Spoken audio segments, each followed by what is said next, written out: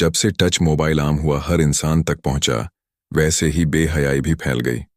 गुनाह अब अलल ऐलान होने लगे, दिलों से डर और खौफ खुदा खत्म होता जा रहा है।